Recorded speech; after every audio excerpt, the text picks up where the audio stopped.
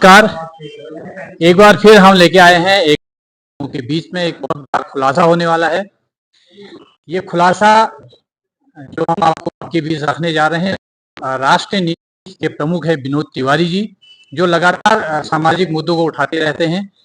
उनके द्वारा आज एक जो विभागों में लगातार भ्रष्टाचार हो रहा है, एक विभाग में जो भ्रष्टाचार को लेकर उनके द्वारा ये बड़ा खुलासा किया जा रहा है। आइए आपको लेके चल रहे हैं तिवारी जी के साथ। तिवारी जी, बहुत बहुत स्वागत है आपका। तो आप लगातार सरकार के खिलाफ मुहिम आपने छेड़ रखी है, सामाजिक मुद्दों को आप उठाते रहते हैं। इस बार जो आप खुलासा करने वाले हैं वो किस बात को लेके खुलासा है, किस विभाग को लेके?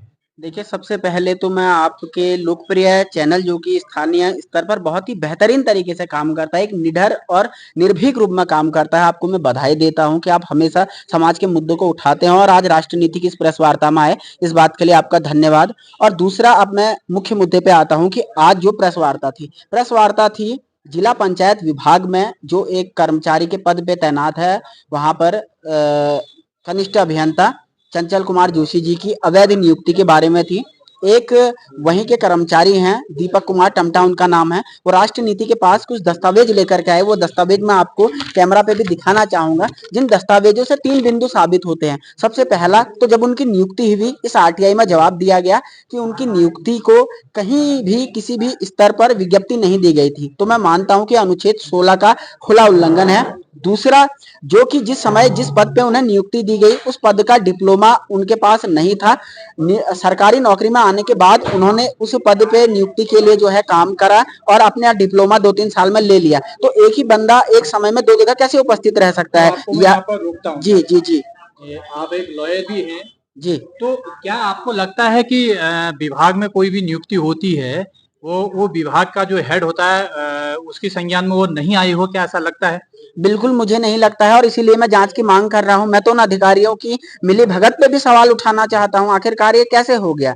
इतनी छोटी सी बात तो है नहीं कि कोई व्यक्ति 14 साल से आपके विभाग में है, आपको उसके दस्तावेजों का नहीं पता। जरूर इसमें कुछ बड़े अधिकारियों का संरक्षण होगा, इसकी सबकी निष्पक्ष जांच होनी चाहिए। अगर इसकी जांच यहाँ नहीं होती है, कार्यपालिका इसकी जांच कोई अधिकारी नहीं करते हैं, तो अंततः आप क्या करेंगे? देखिए, हमारे पास 2 रास्ते हैं, आंदोलन और न्यायपालिका। भगवान की एक महान कृपा है कि राष्ट्रीय नीति में मैं खुद एक लॉयर फील्ड से जुड़ा हुआ व्यक्ति हूँ। हमारे पास एक पूरी लीगल सेल है। अगर हमें इन्हें सुप्रीम कोर्ट तक भी घसीटना पड़े तो हम 1 इंच पीछे नहीं हटेंगे और हम जब तक तोड़ेंगे नहीं तब तक छोड़ेंगे नहीं। ये निश्चित तौर पर अधिकारी समझ लें और अभी अगर ये ठीक ठाक तरीके से जांच कर दें तो बहुत अच्छी बात है। अगर ये नहीं करते हैं तो जिम्मेदार अधिकारियों को भी नापा जाएगा, इसमें कोई संदेह की बात नहीं। न्यायपालिका का जो विधान है वो सबके लिए समान है, चाहे बड़ा या छोटा कोई भी हो, कितना ही बड़ा अधिकारी क्यों ना हो, बचेगा नहीं। ये मैं 2 टूक चेतावनी भी देना चाह रहा हूँ।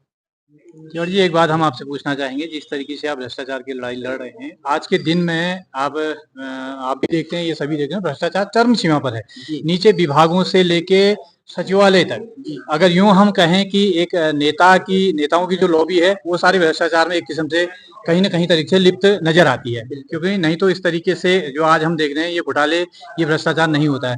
तो जिस तरीके से आप लगातार खुलासा कर रहे हैं और विभागों के बीच में अधिकारी भी उसमें लपेटे में आ रहे हैं और कहीं ना कहीं उसमें मुझे लगता है कि सफेद पोस्ट भी इन्वॉल्व मिलते हैं, तो क्या आपको लगता है कि कोई आपको इस तरीके से कोई खतरा भी महसूस, अगर ऐसा होता है तो किस तरीके से आप काम करें? देखिए, मैं बार बार कहता हूँ भगवत गीता का एक श्लोक कि हत्वा प्राप्यसि स्वर्गम जित्वा भोक्ष्यसे महिम तस्माद् उत्तिष्ठकम कौन्तेय युद्धाय कृत निश्चय। भगवान कृष्ण अर्जुन से कह रहे हैं कि अगर तुम जीते तो तुम्हें स्वर्ग मिलेगा और अगर तुम हार गए तो स्वर्ग और जीते गए तो आपको साम्राज्य मिलेगा। तो हमारी एक निरपेक्ष भाव से लड़ाई है।